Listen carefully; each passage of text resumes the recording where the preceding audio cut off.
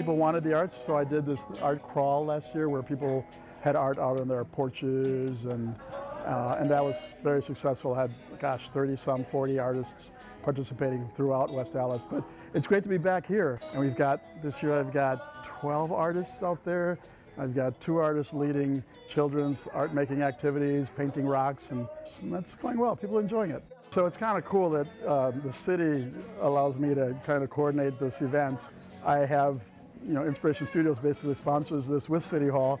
This year we had Cairo One Wellness Centers also sponsor the event, so they're paying for the band actually. Well, this city's really got a lot going on in terms of the arts. I mean, it's not Milwaukee, obviously, but they got so many venues and so many galleries and all that in Milwaukee. But here, the community's embraced the arts. When these things happen, things like today, there's so many people here who I've never seen at these events before. People who found out through the website, City Hall here, and newsletters and whatnot. Of course, I promote it as well. And the artists bring their friends, which is why, heck, 12 artists. Got a lot of people out here. My booth is all about repurposing and assemblage and taking existing objects and making them into another form. So a lot of it has to do with beads, whether the beads are contemporary and new or something that's mid-century or it's just being repurposed. I've been a collector for over 40 years, and collections to me are like old materials, things with a history. I collect a lot of books. I have a background in art, and then this just sort of lent itself to that, as well as my graphic design background. It's Inspiration Studios. It's called Clothing Art is Racks, called Hung Up. And the basic premise there is I'm taking existing art or objects and turning them into something that's a function as well. So it's going to be doing the thing where, you can hang your clothes on a piece of art. I'm a school of life artist. My background is that I worked a lot with my grandmother. She inspired me to just be an artist and do that sort of thing. I just recently retired as a graphic designer, so that's another part of what I do. But again, if you add in the fact that I've been a collector for years, if you ever came to my house, it's just very eclectic and just things that I like to have and like to see and like having around me. My goal with art is simply to express myself.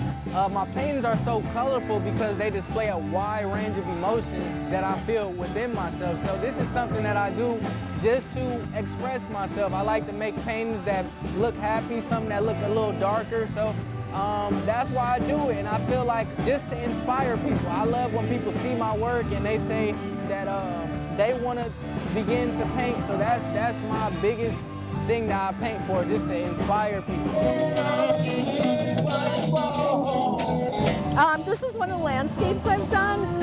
I just retired. Matter of fact, I taught in West Allis for 30 years. I was an art teacher, principal, and whatever. So I now teach with Erico at Inspiration Studios.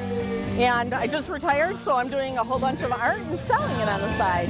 It seems to have kind of a resurgence in the last, I would say, 10 years, but I would like to see it more valued, and I think it's not only great as, getting kids to learn about their multiple intelligence, problem solving, things like that, but I think it's a great hobby for people that are looking for some creative outlet and a way to join other people to do things.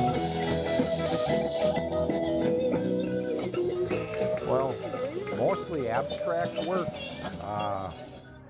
All different kinds of abstracts, acrylics, mixed media, some watercolors, some ink illustrations, some sculptures I did, and some plaster sculptures.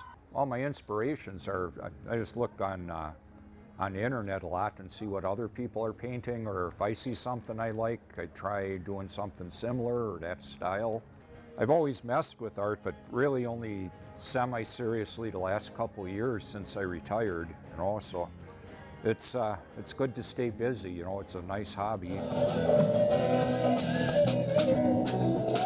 Well, I still do all the same themes.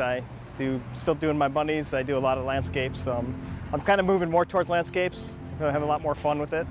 But the bunnies are still there, for sure. I basically work all the time, so it's like all my free time I like to do, you know, I call a lot of these experimental, like landscapes. So I do a lot of ink and stuff on paper.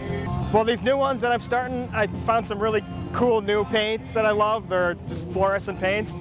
And it's a lot of layering with, and I do a lot of masking and stuff, so I get the layers and stuff. But yeah, those are just a lot more fun. And during these times, it's just really nice to unwind and not think of anything and just paint.